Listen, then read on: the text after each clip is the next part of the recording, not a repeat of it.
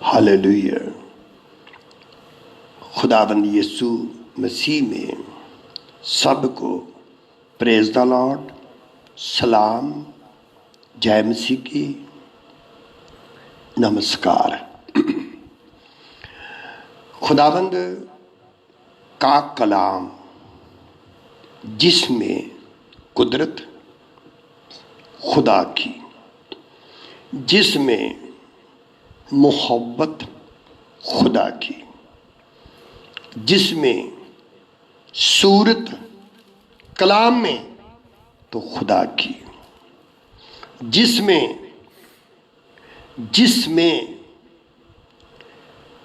जिस कलाम में यीशु मसीह है, जिस कलाम में रूहुल कुद्दस है, उस कलाम को सुनने के लिए हम सिरों को झुकाएंगे दुआ के लिए, ताकि हम खुदा के कलाम को समझ सकें। तो मेरी ये खुशी, मेरी मिन्नत, मेरी इल्तमास, जब सुनना आप लोगों ने ये कलाम तो बैठकर सुनना, इस तरह सुनना जैसे हम खुदा की हजूरी में बैठकर खुदा के सामने बैठे हैं। तसल्ली से सुनना, चलते फिरते नहीं,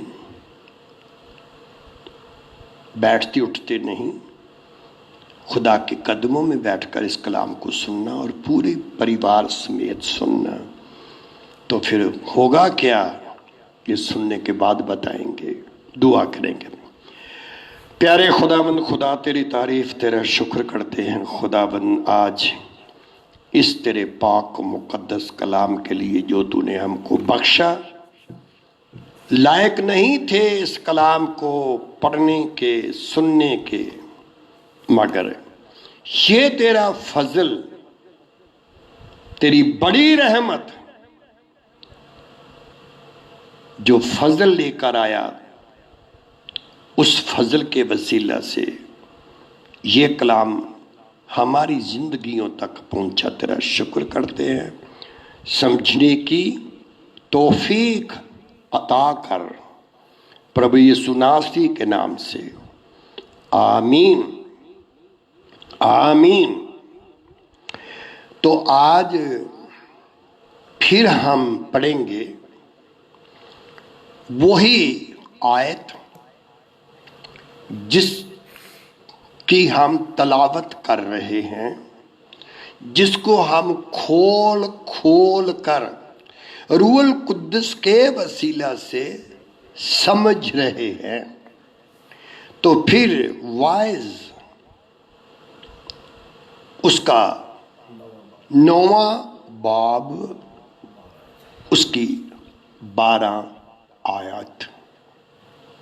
क्योंकि इंसान अपना वक़्त भी नहीं पहचानता, जिस तरह मछलियाँ जो मुसीबत के जाल में गिरफ्तार होती हैं, और जिस तरह चिड़िया फंदे में फंसाई जाती है, उसी तरह बनी आदम भी बदबख्ती में जब अचानक उन पर आ पड़ती है फंस जाते हैं।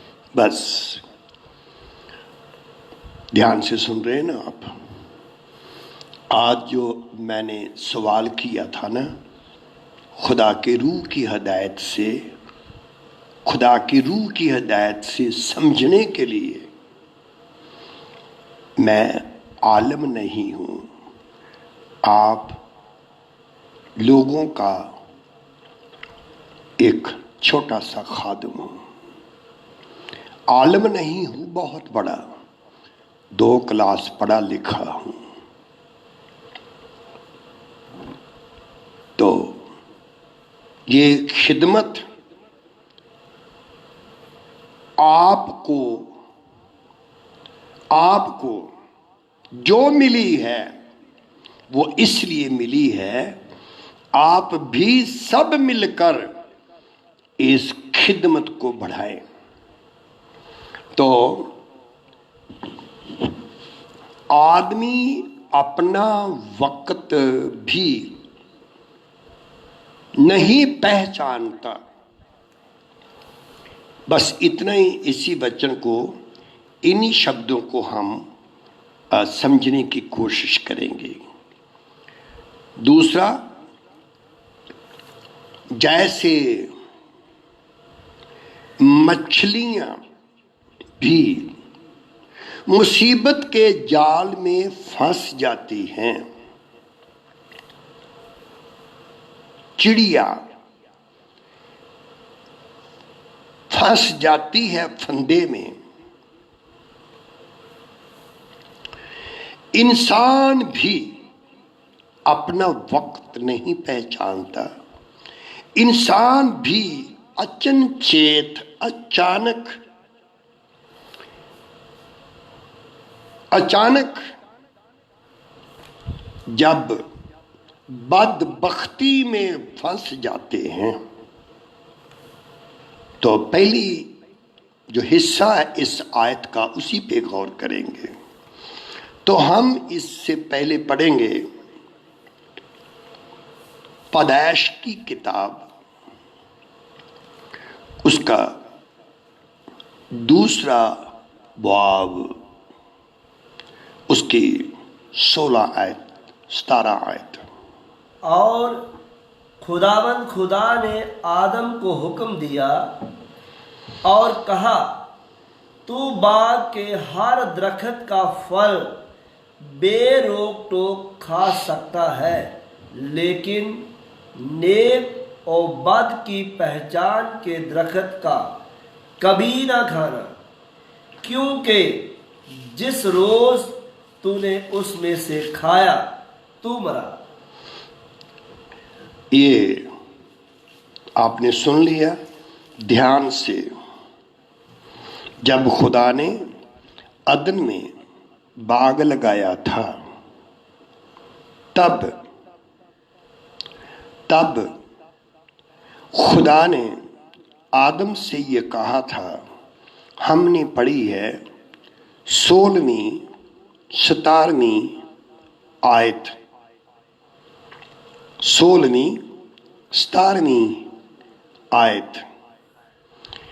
इससे पहले कि हम जो बाग में ये लगाया था खुदा ने कि ये हम 9 आयत से पढ़ेंगे, ताकि हम इस सच्चाई की पहचान तक पहुँचें। ये क्या है? और खुदा ने हर दरख्त को जो देखने में खुशनुमा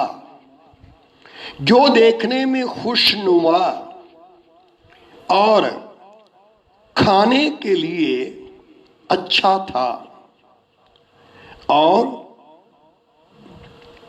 जमीन से उगाया, और बाग के बीच में हयात का दरख्त और नेक बद की पहचान का दरख्त भी लगाया, उगाया और लगाया। समझ रहे हैं? लगाया और उगाया।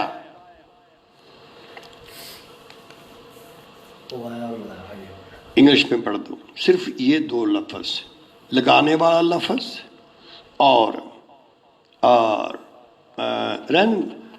लगाने वाला और उगाने वाला। हर एक दरख्त जो बागे अदन में लगाया गया था, उन दरख्तों को खुदा ने उगाया, घास लगाई नहीं, उगाई। छोटे छोटे बड़े बड़े पेड़ खुदा ने लगाए नहीं, उगाए।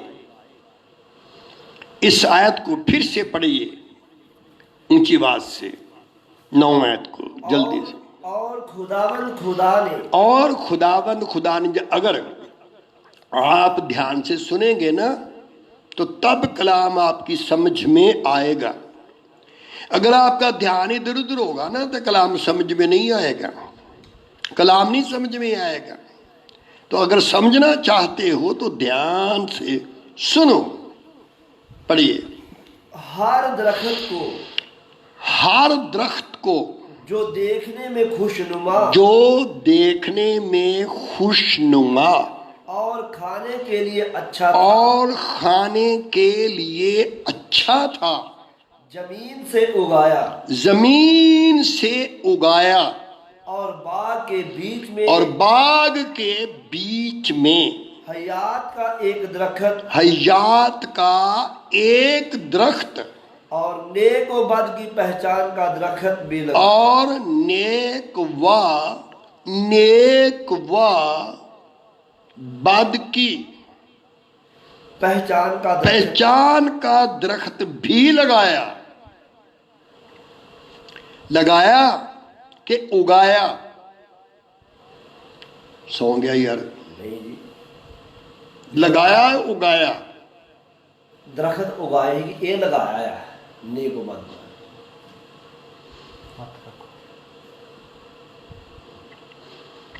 मेरी बात समझने की कोशिश करो। जितने भी दरख्त थे उनको उगाया, घास उगाई। यह तो मैं बोल रहा हूं, तो आप भी वही बात को बोल रहे हैं, उगाया। मगर जो जिंदगी यानी हयात का दरख्त और नेक और बद की पहचान का लगाया, उगाया और लगाया। अजीजों,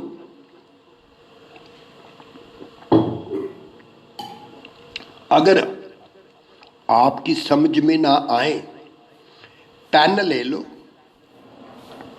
कागज का टुकड़ा ले लो, अपनी कॉपी ले लो, तो इसको लिख लो, क्योंकि आज आप पहली बार सुन रहे हैं।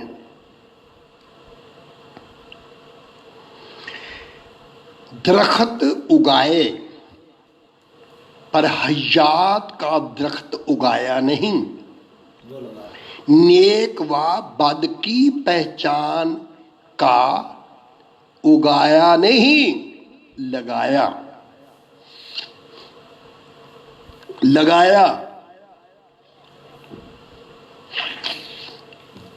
समझ रहे हो कि मैं बार बार ये बोलूंगा ना तो मुझे भी ठीक नहीं लगता कि मैं आपको बोलूं कि समझ गए हो। सारे दरख्त और घास उगाए, मगर ये दरख्त हयात का दरख्त और नेक व बद की पहचान का दरख्त उगाया नहीं,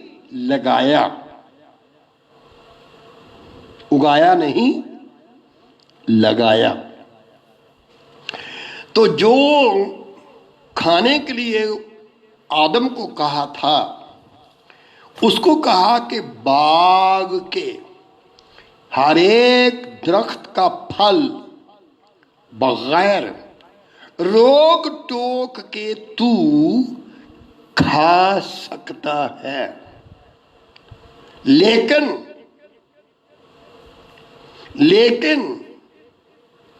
नेक व बद की पहचान के दरख्त का फल कभी ना खाना। जिस रोज तू खाएगा उसी रोज मर जाएगा। Surely surely die. सवाल लिख के रखो, हयात के दरख्त का फल उसके खाने या ना खाने का हुक्म क्यों नहीं दिया? नोट करके रखो, कल वाले संदेश में इसका जवाब होगा। आज ये सवाल होगा तो कल वाले संदेश में इसका जवाब होगा। इसके साथ मैं समझूंगा कि आप सुनते हैं या टाल मटोल करते हैं, इसलिए 2 दिन रिकॉर्डिंग नहीं हुई। अगर आप सुनेंगे ना तो मैं दिन में 2 बार भी कर सकता हूं।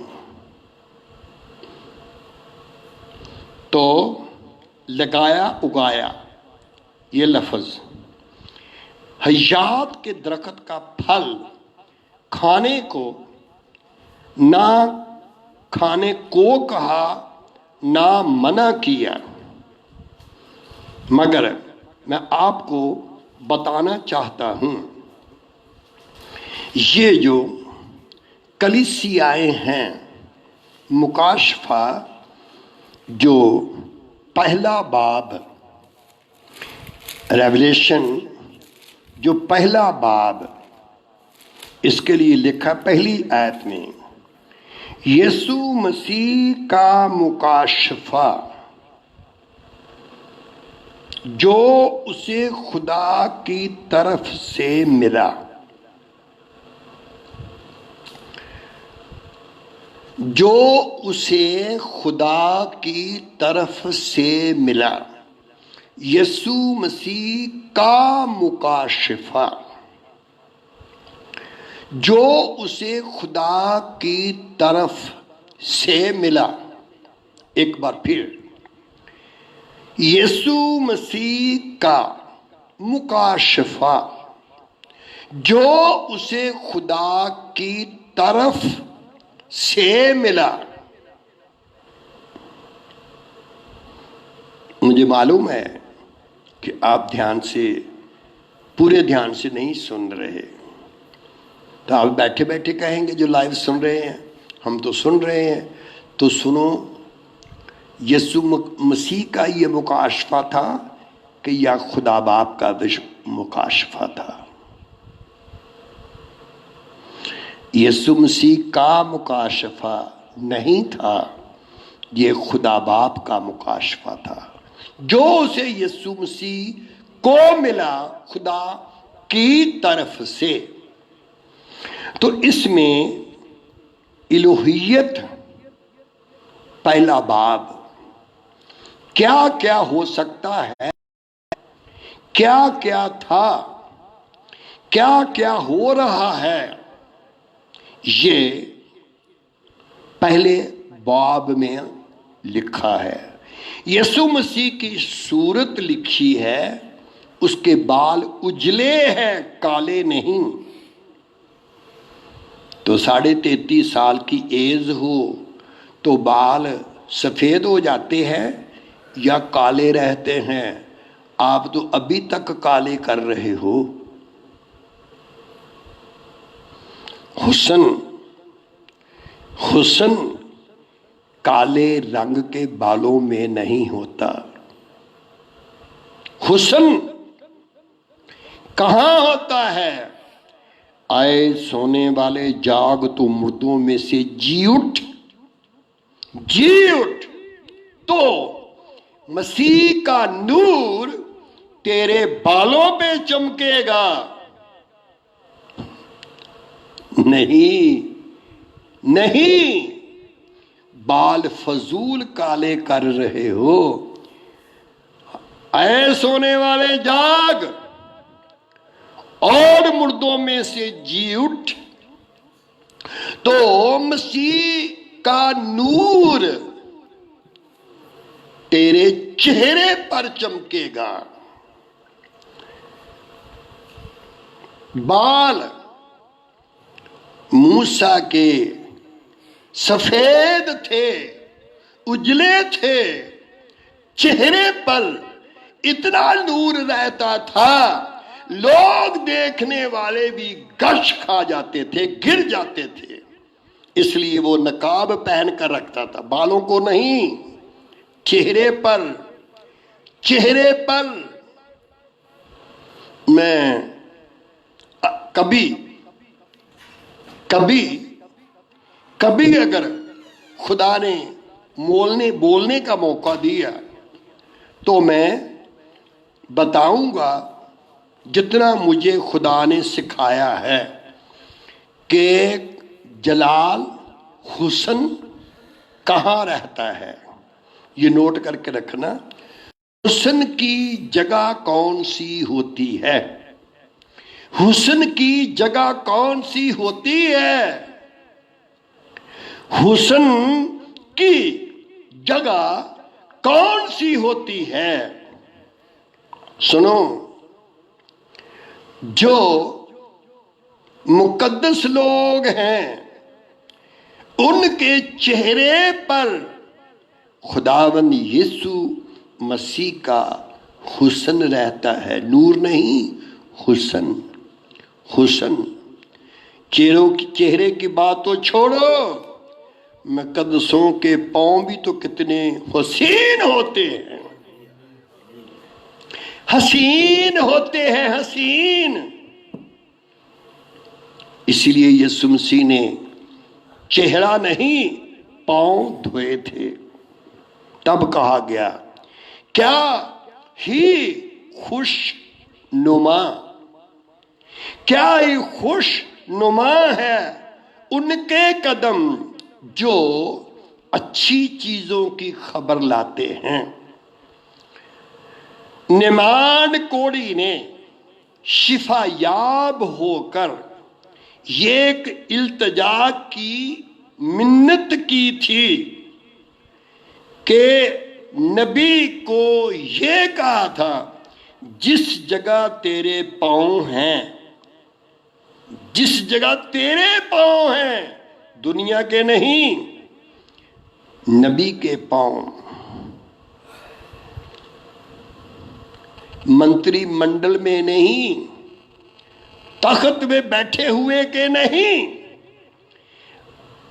ऐ नबी खुदा, जिस जगह तेरे पांव हैं, इस जगह की मिट्टी मुझे चाहिए। वो मिट्टी किस लिए होगी? एक मुकद्दस के पांव, एक नबी के पांव, एक रसूल के पांव की मिट्टी कितनी कीमती होती है।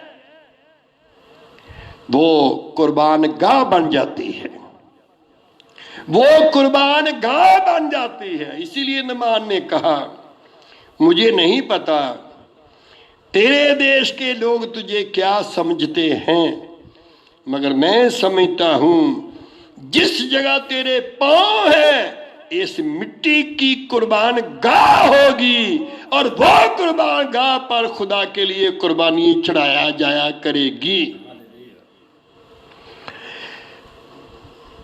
सेवक क्या होता है? खुदा को समझना आसान है, खुदा के खादम को समझना आसान नहीं। अब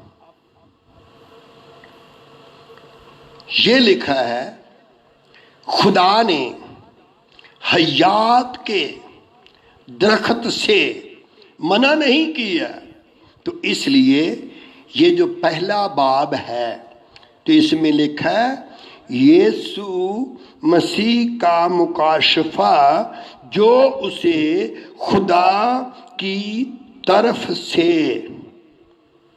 से मिला।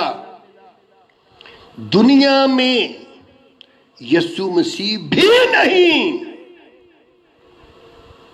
एक गजल लिखी थी, एक गजल, खुदा क्या है, मगर ये लिखा गया कि बोलेगा तो खुदा, अगर मुकाशफा होगा, प्रकाश होगा, रेवलेशन होगा कोई भी, तो यीशु मसीह का नहीं, वो खुदा की ओर से मिला हुआ है मुकाशफा।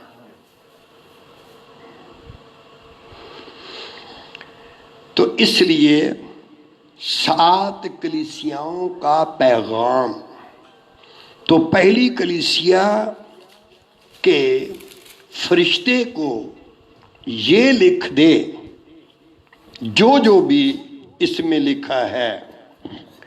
तो उसके बाद ये लिखा गया,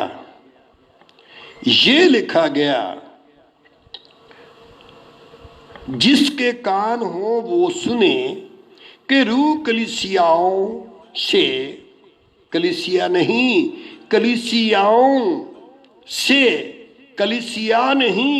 कलीसियाओं से क्या फरमाता है। जो गालिब आए उसे मैं उस जिंदगी के दरख्त में से जो खुदा के फरदोस में है फल खाने को दूंगा। ये 7वीं वचन, 7वीं आयत। जो गालिब आए उसको हयात के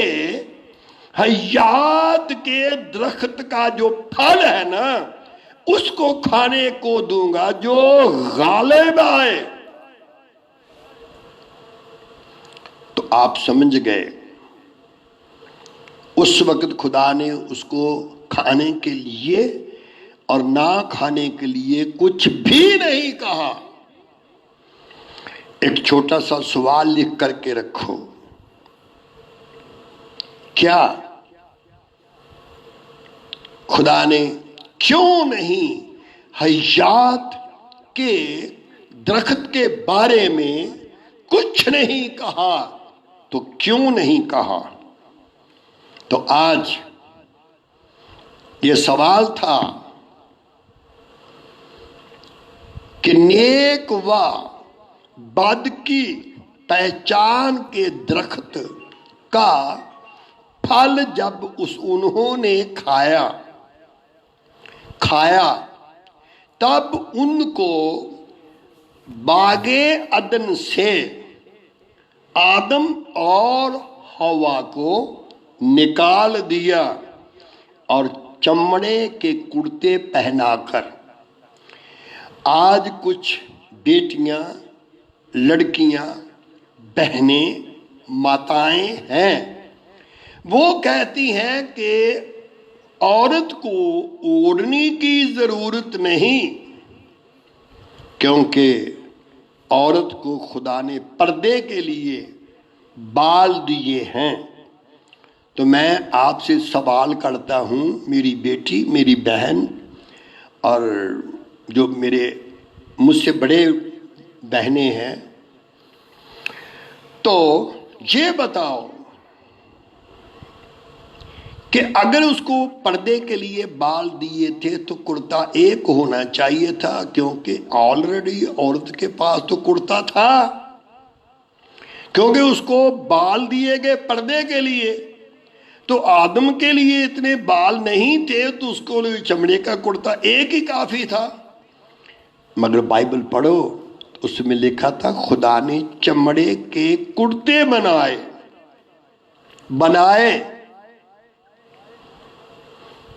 इसलिए हर एक औरत का सिर कपड़े से ढका रहना चाहिए, गला भी ढका रहना चाहिए, गला, बदन ढांपा रहना चाहिए। आदम को ओपनली बनाया तो खुदा ने आदम के लिए लिखा, पैदाइश पहला बाब 26वीं आयत, आओ हम इंसान को बनाएं। तो जब खुदा ने पसली निकाली, गहरी नींद में डाला, तो क्यों नहीं खुदा ने कहा आओ आओ हम एक औरत को बनाएं। अजीजों, बाइबल पढ़ो, बाइबल बाइबल पढ़ो, बाइबल पढ़ो, बाइबल पढ़ो, बाइबल।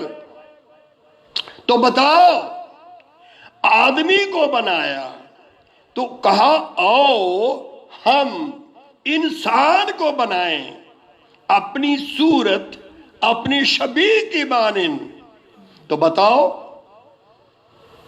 जब औरत को बनाया तो क्यों नहीं कहा गया आओ हम औरत को बनाएं, औरत को बनाएं? नहीं, क्योंकि ये भेद है कि औरत को कहां तक पर्दे में रहना चाहिए। औरत की गर्दन नंगी है तो उसके लिए शर्म की बात है। उसकी बैक साइड पे कपड़ा नहीं, ये अच्छी बात नहीं। उसके सामने चेस्ट पर कपड़ा नहीं, ये गलत है। थोड़ा नहीं, बहुत। खुदा ने जिस चीज को पर्दे में बनाया, पर्दे में रहने दो, पर्दे में रहने दो। अपनी बेटी को पर्दा दो, अपनी वाइफ को पर्दा दो, अपनी बहन को पर्दा चाहिए। पर्दा हटाओ नहीं, क्योंकि खुदा ने आदम के लिए कहा आओ बनाए, तो औरत को सारी बाइबल में लिखा ही नहीं गया कि किसी से कहा हो खुदा ने कि आओ हम औरत को बनाएं। क्योंकि आदम की बॉडी नाजुक नहीं, औरत की बॉडी नाजुक बोला गया है। इतना समय नहीं कि हम पूरा खोल कर बताएं। ये भी आप पॉइंट नोट करके रखो, इसको भी नोट करके रखो। तो आने वाले दिनों में इसको भी खुदा हमें समझाएगा किस तरीके से खुदा ने औरत को बनाया, किस तरीके से। अभी तक नहीं सुना आपने, अभी तक नहीं सुना आपने पाजी। आप कहेंगे हमको ये क्यों बार बार बोल रहे हो? मैं भी आज ही सुन रहा हूं। मैं 51 साल हुए खुदा की खिदमत करते, तो मैं भी आज ही सुन रहा हूं। तो आप बोलो कि हमको समझा दो। मैं खुद भी अभी पूरा समझा नहीं। ईमान है कि मुझे जब खुदा समझाएगा उसी वक्त को आपको भी समझाया जाएगा।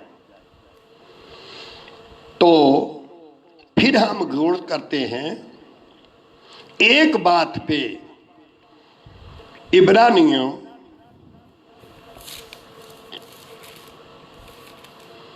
उसका 5वां बाब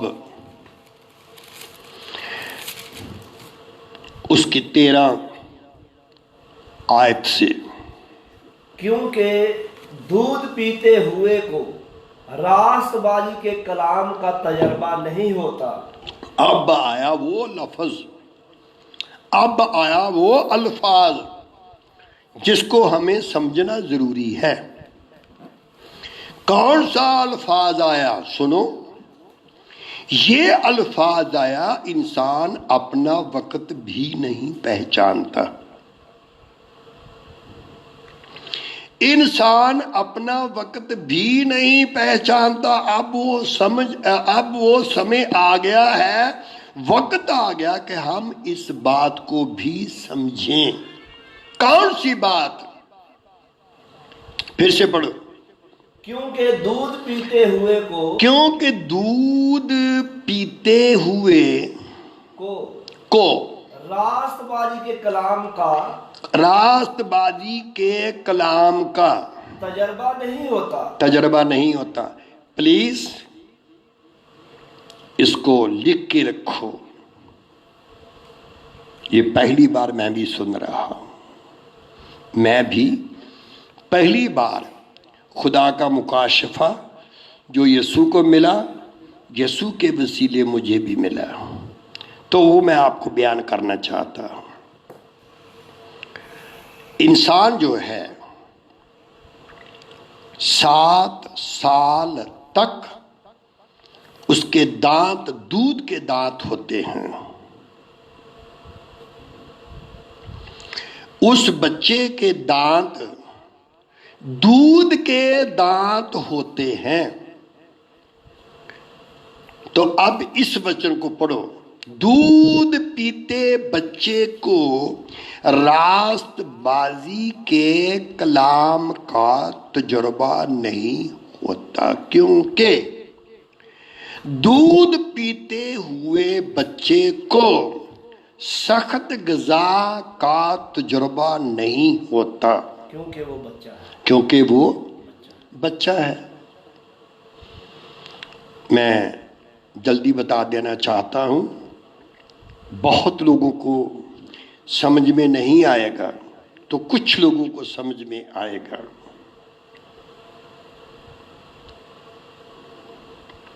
इस आयत को दोबारा पढ़ेंगे, 17वीं आयत पैदाइश की। ध्यान से सुनना, बहुत ध्यान से सुनिए। लेकिन नेक व बद की पहचान के दरख्त का कभी ना खाना, क्योंकि जिस रोज तूने उसमें से खाया तू मरा। अब पढ़ो वो वचन 13वीं आयत। क्योंकि दूध पीते हुए क्योंकि दूध पीते हुए को दूध पीते हुए को रास्तबाजी के कलाम का तजर्बा नहीं होता। तजर्बा नहीं होता, क्योंकि वो बच्चा है। क्योंकि वो बच्चा है। 100 लफ्ज है। कितना? 100 अल्फाज हैं। बच्चे का जीवन 7 साल तक क्या होता है, उसमें 100 चीजें नहीं होती।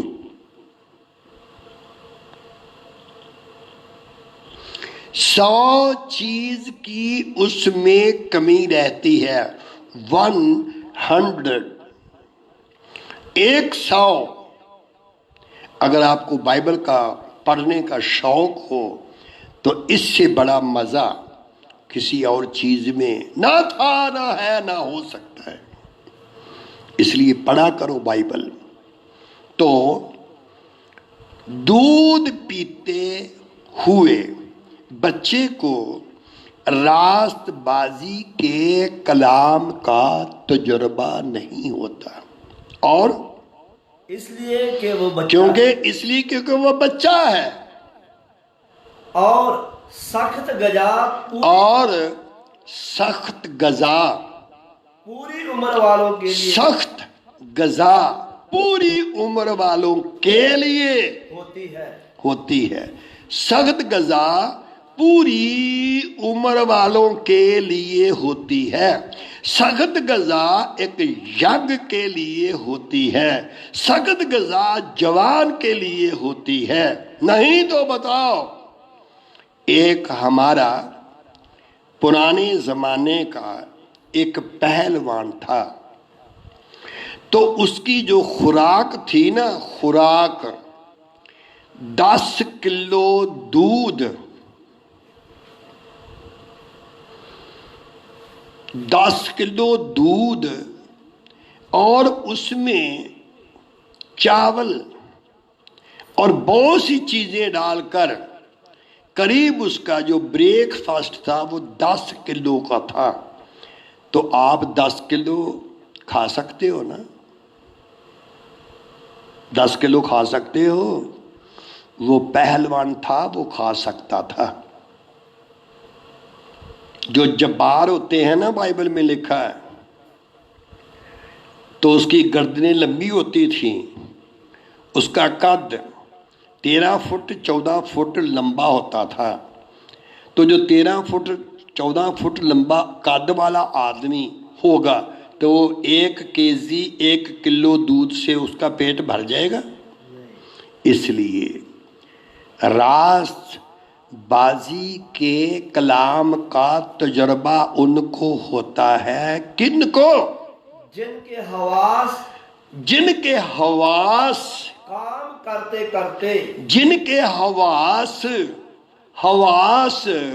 काम करते करते नेक व बद में, ये देखो, नेक व बद, नेक व बद, नेक व बद जिसके खाने का फल खुदा ने मना किया था कभी ना खाना, तो अब खुदा का रूह पाक रूह क्या कह रहा है? जो बच्चा है जिसके दांत दूध के हैं, जो अभी बच्चा है, वो रास्तबाजी के कलाम का तजुर्बा नहीं रखता, क्योंकि उसको नेक व बद की पहचान नहीं।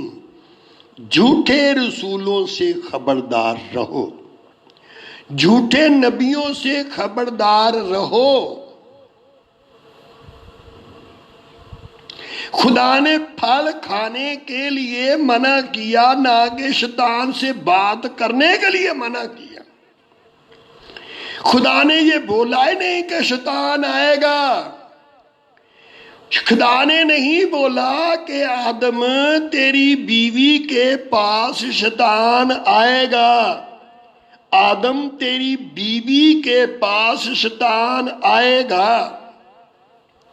खुदा ने उसको खबरदार नहीं किया,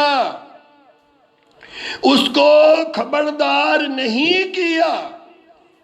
खुदा माफ करे। तो आप आज पहली बार गौर कर रहे हैं मेरे अजीजों, मैंने आपको बोला कि मुझको भी आज पहली बार मिल रहा है। खुदा ने किया मना, किया कि शैतान जब आएगा तो उसको कबूल नहीं करना, उसकी बात नहीं सुननी, उससे कोई बात नहीं करनी। क्या खुदा ने मना किया या कहा? कभी नहीं। तो इसलिए जीजो, आज इस बात को समझना, इंसान अपना वक्त नहीं पहचानता। बोलो, ये वक्त दूध पीने का है, सख्त गज़ा खाने का नहीं। सख्त गज़ा तुम जब खाओगे तब, जब रास्त बाजी के कलाम का तजुर्बा होगा। तो तजुर्बा कब होगा? जब नेक व बद की पहचान में आपके हवास या ज्ञान इंद्रियां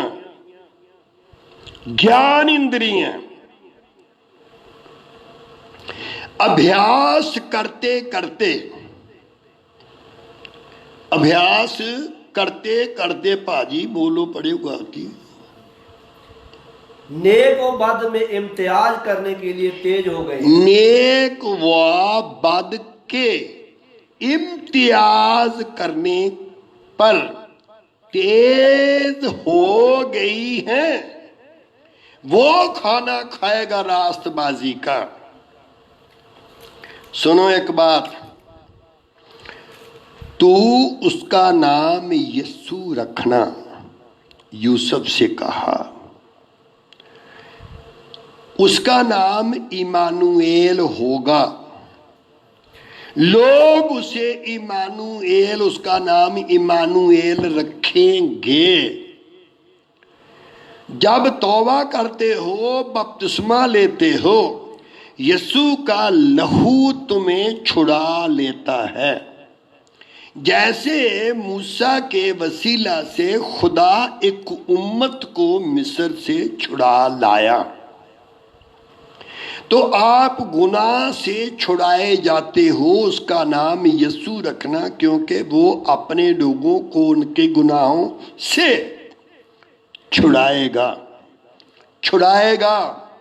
मिस्र से छुड़ाएगा, मगर कनान पहुंचाएगा कौन?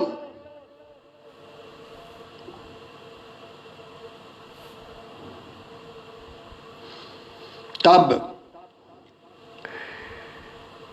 मिस्र से जब छुड़ाया गया तो सिर्फ इस्राएली नहीं, एक मिली जुली भीड़ भी छुड़ाई गई। तो जब उसको कनान तक पहुंचना है 40 साल के बाद, तब मिस्र से निकला हुआ एक भी नहीं बचा, सिर्फ यहोशुआ और कालेब। उसको छोड़ कोई नहीं बचा जो कनान में दाखिल हुआ हो। तो वो छुड़ाए गए। तो छुड़ाया गया तो उसका नाम यीशु रखना। लोग उसको इमानुएल कहेंगे।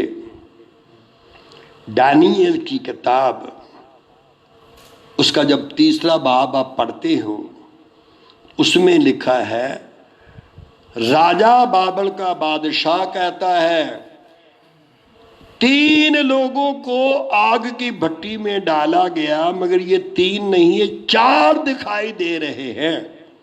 तो लोग उसको कहते हैं, बादशाह 4 नहीं 3 ही है।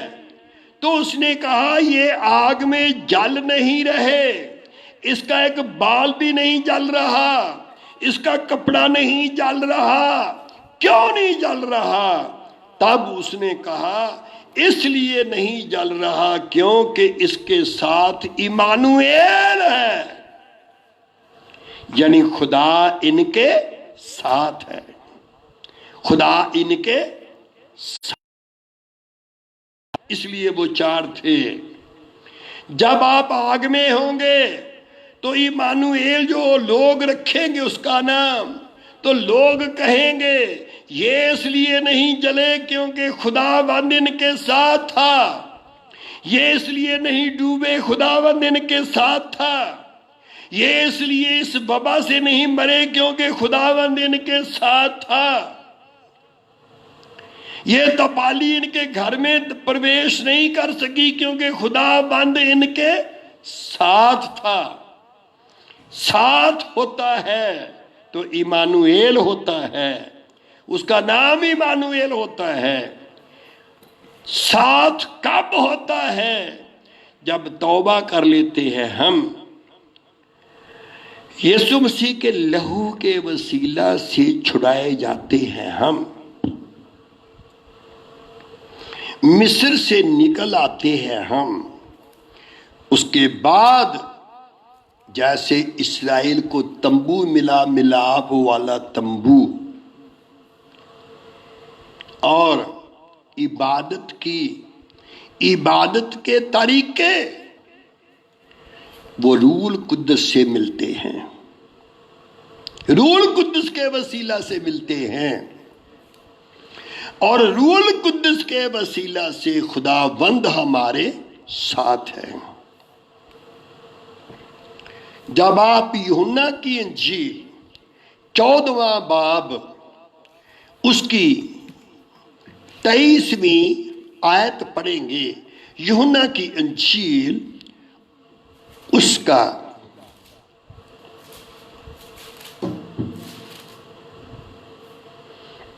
14वां बाब 23वीं आयत।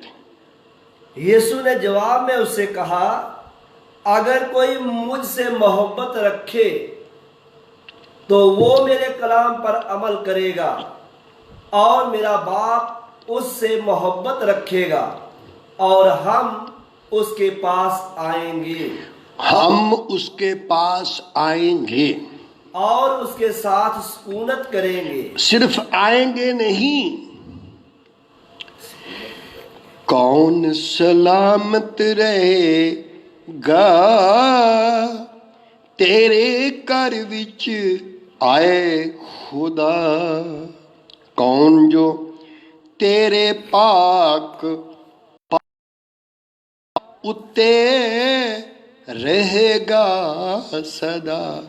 पहाड़ पर चढ़ जाना काफी नहीं, पहाड़ पर ठहरे रहना जरूरी है।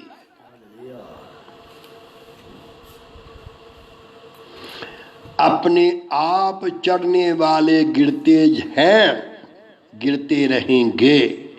जिनको खुदामंद उस पहाड़ पर उठा के ले जाएगा वो ना कभी गिरे, ना कभी गिरेंगे, ना गिर सकते, क्योंकि उनको रखने वाला इंसान नहीं, खुदावंद खुदा रखता है उसको।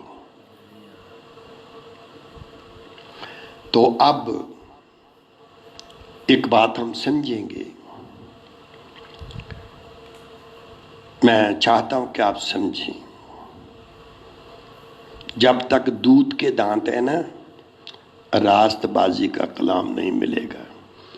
जब तक दूध के दांत है ना, तब तक नेक व बद की पहचान का फल नहीं खाना, क्योंकि आपके दांत दूध के हैं, अभी बच्चे हो।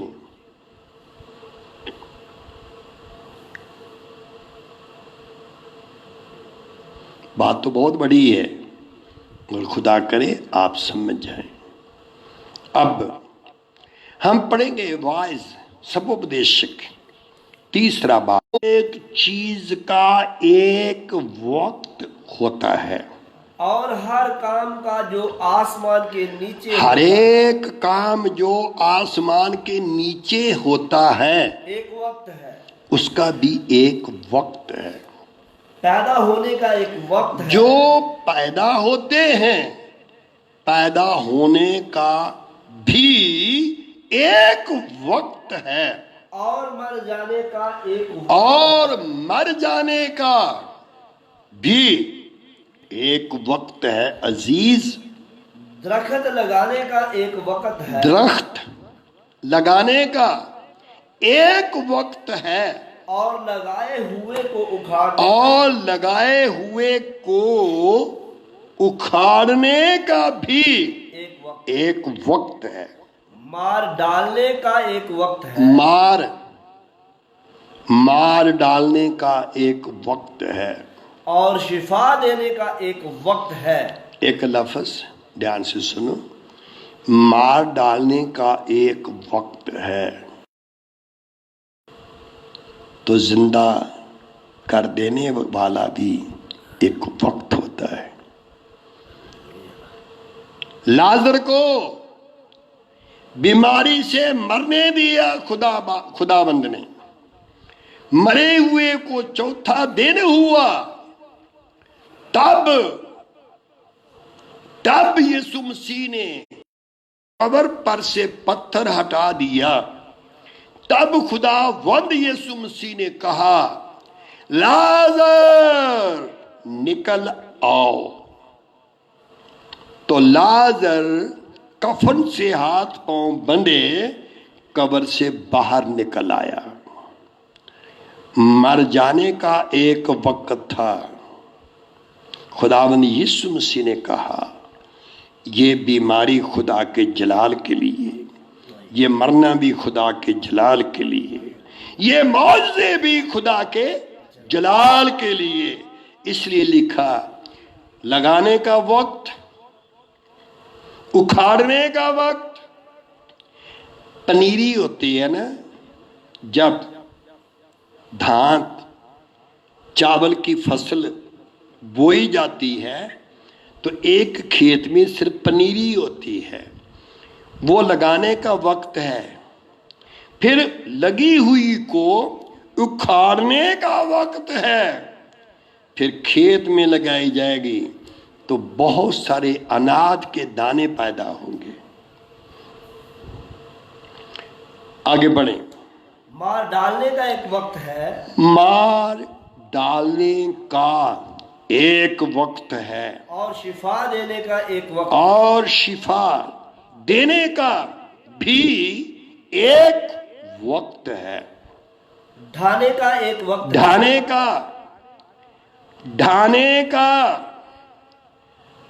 ढाने का एक वक्त, और तामीर करने का एक वक्त, और तामीर करने का भी एक वक्त। पुराने को ढाया जाएगा ताकि वो नया इंसान तामीर हो जाए, और रोने का एक वक्त है, रोने का एक वक्त है, और हंसने का एक, और हंसने का भी एक वक्त होता है। गम खाने का एक वक्त है, गम खाने का एक वक्त है, और नाचने का एक वक्त है। 9 तक पढ़ना। हाँ जी। नाचने का भी एक वक्त, पत्थर फेंकने का एक वक्त है, पत्थर, पत्थर फेंकना एक वक्त है, और पत्थर बटोरने का एक, और पत्थरों को बटोरने का, ढूंढने का भी एक वक्त है। मैं बताना चाहता हूं, इब्राहिम के लिए खुदाबंद यीशु मसीह ने कहा, फकीर फरीसी लोगों को, यहूदी लोगों को, ये फख्र ना करो, खुदा इब्राहिम के लिए पत्थरों से औलाद पैदा कर सकता है। पैदा करने का एक वक्त, मार डालने का एक वक्त, तामीर करने का एक वक्त, तामीर की हुई इमारत को तोड़ने का एक वक्त, और रोने का एक वक्त है, रोने का एक वक्त, और हंसने का एक वक्त है। हंसने का एक वक्त। एक आदमी दोनों काम कर रहा था, हंस रहा था, हंस रहा था, फिर रो रहा था।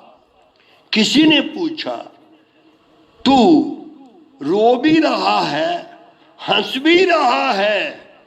तो उसने बोला, रो रहा था जब एक आदमी जहन्नम को जा रहा था।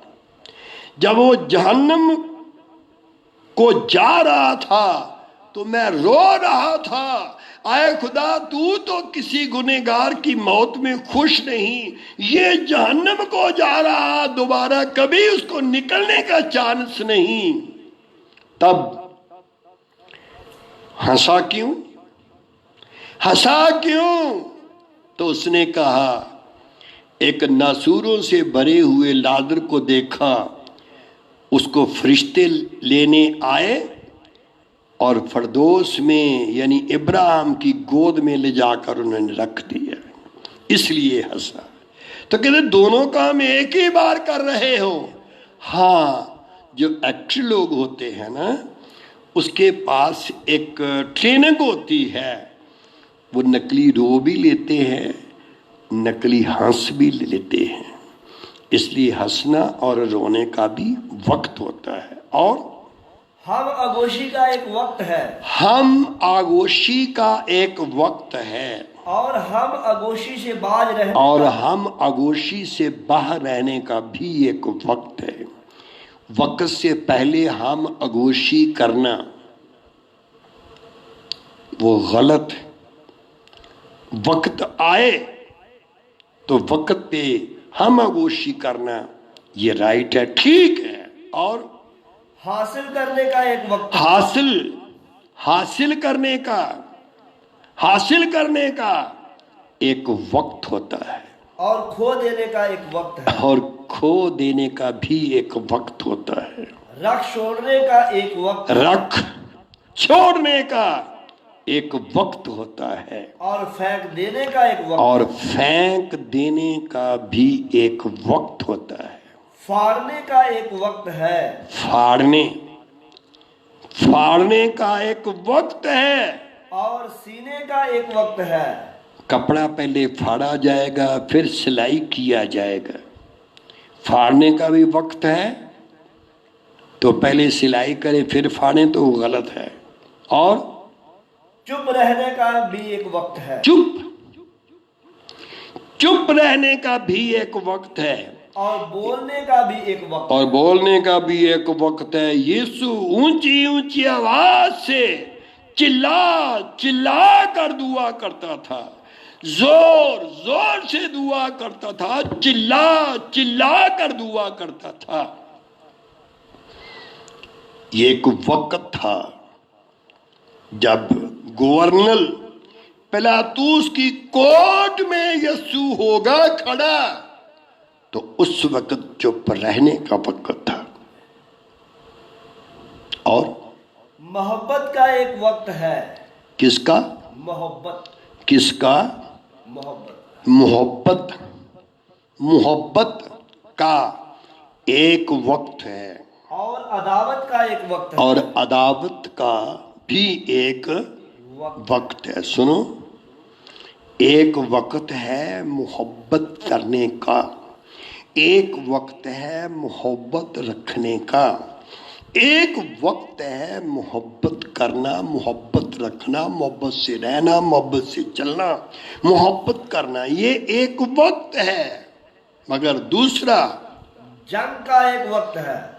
जो मोहब्बत करते हैं, अदावत का एक वक्त है। उसके लिए लिखा है अदावत का भी एक वक्त है। अदावत एक वक्त था पौलुस के लिए। मैं उदाहरण दे रहा हूं, फॉर एग्जाम्पल, थ्रू बाइबल। पहला कुरिन्थियों 9 बाब 27वीं आयत। एक वक्त था पौलुस बहुत मोहब्बत करता अपने बदन से, अपने जिस्म से बहुत मोहब्बत करता है। और बल्कि मैं अपने बदन को मारता बल्कि मैं अपने बदन को मारता कूटता हूं और काबू में रखता हूं। बस, और काबू में रखता हूं। इसलिए मोहब्बत करने का वक्त है। जब आपके दांत दूध के हैं ना, इस जिस्म को प्यार करो। जब कद आवर होते जाएं, तब इस बदन को मारना है, कूटना है और वश में रखना है। समझ गए? इसलिए अजीजों, इंसान अपना वक्त भी नहीं पहचानता। जब तक दांत दूध के है ना, सख्त गजा खाएंगे तो वक्त से पहले दांत निकल जाएंगे। जब कादावर होते दोबारा दांत आते हैं ना, फिर वो निकलते नहीं। बोलिए, एक वक्त में दांत मिलते हैं, वक्त में दांत मिलते हैं, तो उसको हम रखेंगे बचा बचा के रखेंगे। ये हमको दांत मिल गए हैं, वो 32 के 32 दांत मिल गए हैं, तो वो है दूध पीने वाले दांत। दूध पीने वाले दांत।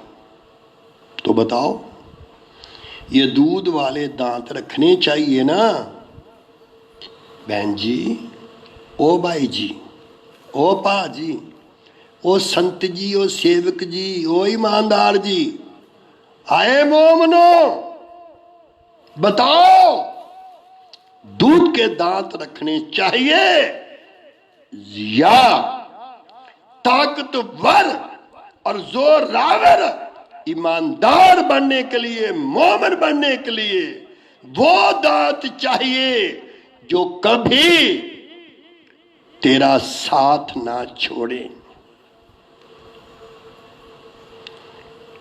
पहले दांत मिलते हैं साथ छोड़ जाने के लिए। पहले दांत मिलते हैं साथ छोड़ जाने के लिए, जब दोबारा दांत मिलेंगे ना तो वो सदा आपके पास रहने के लिए। तो आपको जानते हैं, आप के पास दूध पीने वाले दांत थे ना, आप माँ की छाती से लिपट जाते थे तो आप दूध पिया करते थे। आज तक आपने कभी माँ को दूध पिया हो तो शक्कर डालते हो उसमें? ओ बाजी, शक्कर डालते हो? उस दूध को दही बना करके खाया करते हो? उस दूध को हिलाकर जमा कर कभी मक्खन निकाला मां के दूध से? अरे लाखों पदार्थ होते हैं मां के दूध में, उसमें शक्कर मिलाने की जरूरत नहीं, दही बनाने की जरूरत नहीं, गरम करने की जरूरत नहीं, ठंडा करने की जरूरत नहीं। माँ का दूध तो किसी किसी को मिलता है, जिसको अच्छी माँ मिले उसको दूध भी अच्छा मिलता है। साडे सोनू भा जी नूं कई बीबियां कहंदियां ने, वे सोनू भा भी जदों तू पैदा होया सी तेरी माँ ने की खा के पैदा किया सी, तू एडा सोहना गाना वे। अज एक आदमी कह रहा सी कि मैं गाना सुनिया, की सी गाना? तेरे खैमे नेड़े कोई ना वबा आएगी, तेरे खैमे नेड़े कोई ना वबा आएगी। तो आदमी बहुत परेशान सी, उन्हें गीत सुन के बड़ा आनंद किया तो कहना मेरा दिल करे मैं दौड़ के जाके ते सोनू दे पैर फड़ ला। इन्ना मैं शांत हो गया, इन्ना डिस्टर्ब सी। ते कई बीबियां कहंदियां ने पता नहीं ने की खा के पैदा किया। कई बारी मैं भी कह देना हसदा हसदा, सोनू नूं तू किहो जिहा दुध पिलाया, किन्नी तसी उहदी आवाज़ विच। कहंदी मैं रियाकारी ने थोड़ा पिलाया। अज उहदे पोतरे भी सोहना सोहना गांदे ने। ते इसलिए बीबी जी दुआ करया करो तेरा दुध ते कुख कैसा होवे, कैसा होवे। इसलिए अजीजो, इंसान अपना वक्त नहीं पहचानता। वो वक्त था फल नहीं खाने का, जब वक्त आएगा तब रास्तबाजी के कलाम का तजुर्बा तुझे तब होगा जब तेरी ज्ञान इंद्रियां अभ्यास करते करते नेक व बद की इम्तियाज परख तेज हो जाए, कामिल बन जाए, सिद्ध हो जाए। तो खुदा करे आप मेरे लिए भी दुआ करो और अपने लिए भी दुआ करो।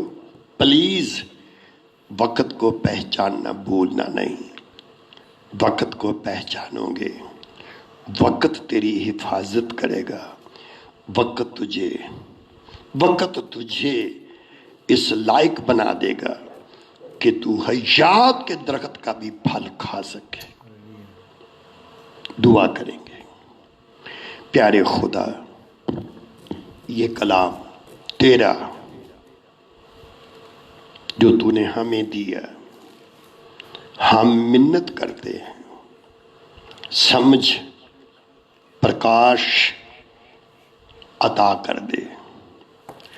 इस पे अमल करने का हम दूध वाले दांत और रास्तबाजी वाले सख्त गजा खाने वाले दांत, इनको पहचान सकें और इस पहचान ने हमें बढ़ा और अपने लायक बना। खुदाबंद यीशु मसीह के वसीला से आमीन। अब हमारे खुदावंद यीशु मसीह का फजल, खुदा बाप की मोहब्बत, रूह कुद्दस की रफाकत और शराकत आज से लेकर हमेशा हमेशा तक तमाम ईमानदारों मुकद्दसों के साथ होती रहे। आमीन आमीन। खुदावंद आप सबको बहुत